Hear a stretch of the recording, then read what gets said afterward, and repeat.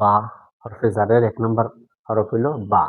বা 10টি অর্থের জন্য আসে। ওই তো কোরআন কারিমে হাদিসে তাফসীরে বিভিন্ন জায়গায় পাইবেন ওটা 10টি অর্থের জন্য আসে। এর মধ্যে 1 নাম্বার হচ্ছে আল ইলসাক বা ইফালের মাসদার অর্থ মিলানো। দুইটি বস্তুকে মেলানোর জন্য আসে। এটা আবার 2 প্রকার। হাকিকি মাজাজি প্রকৃতভাবে মিলন আর একটা হলো রূপকর্থে মিলন। যেমন বিহিদাউন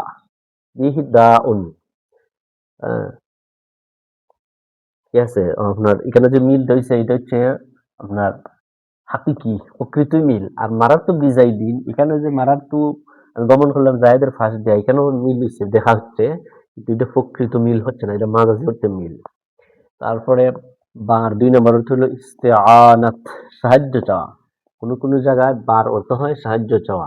যেমন কাতাবতু বিল কালাম আমি লিখেছি কলম দ্বারা। এখানে বা অর্থ হচ্ছে সাহায্যে আমি কলমের সাহায্যে লিখেছি। 3 নাম্বার বার অর্থ হয় তালিল কারণ বোঝানোর জন্য।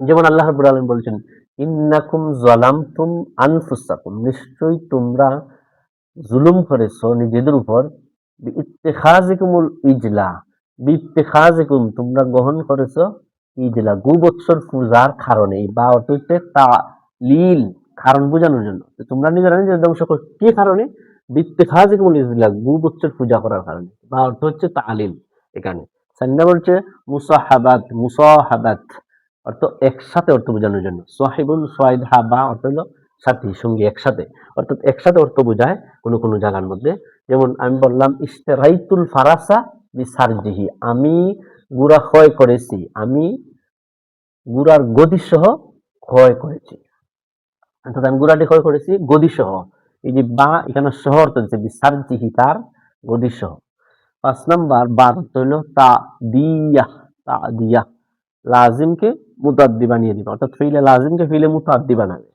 যেমন যাহাবাল্লাহু বিনূরিহিম আল্লাহ নিয়েছেন বিনূরিহিম তাদের নূর বা এখানে এসেছে তাদিয়া ফিলে লাজিম যাবা ফিলে লাজিম এর মুতাদ্দি অর্থ বানিয়েছে আযহাবাল্লাহু বিনূরিহিম আল্লাহ তাদের নূর নিয়ে নিয়েছেন এখানেও যাহাবা আযহাবু অর্থ এসেছে আযহাবাল্লাহু বিনূরিহিম আল্লাহ তাদের নূর নিয়ে নিয়েছেন বাটা এসেছে তাদিয়া অর্থে লাজিমকে ফিলে মুতাদ্দি বানিয়ে দেয় ফিলে লাজিমের অর্থ মুতাদ্দি বানিয়ে দিয়েছে 6 নাম্বার হচ্ছে মুকাবালা বিনিময় অর্থে যেমন একটা বিনিময় আরেকটা একটা বস্তু বিনিময়ে আরেকটা এটা অর্থে হয় বা আসে যেমন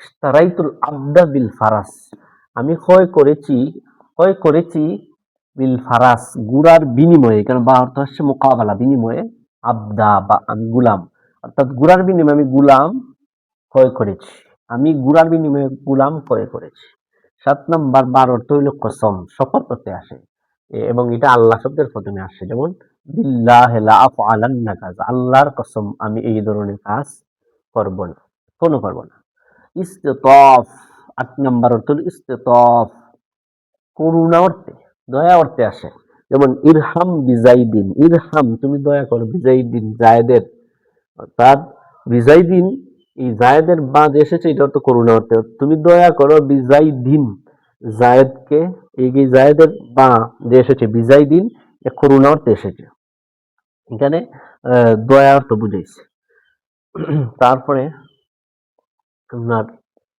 9 নাম্বার হলো জরফিয়ত স্থান হওয়া বুঝাইব কোনটা জায়গা বুঝাইব অবস্থান বুঝাইব জাইদুন বিল বালাদ জায়েদ দেশে আছে জায়েদ দেশে আছে যেটা জায়েদ শহরে অবস্থানরত বিল বালাদি জায়েদ শহরের মধ্যে অবস্থান করতেছে এটা আপনার স্থান বুঝাইছে তারপরে 10 নাম্বার হলো লিজিয়াদাত অতিরিক্ত হিসাবে বা আসে বার কোনো অর্থ হয় না এমন কিছু জায়গার মধ্যে আছে কনস্টিটিউশনের মধ্যে হাদিসের মধ্যে আছে যেমন একটা আছে কনস্টিটিউশনের মধ্যে লা তুলকু একটা না আর অনেকগুলো আছে কনস্টিটিউশনের মধ্যে আপনি চিন্তা করলে পাইবেন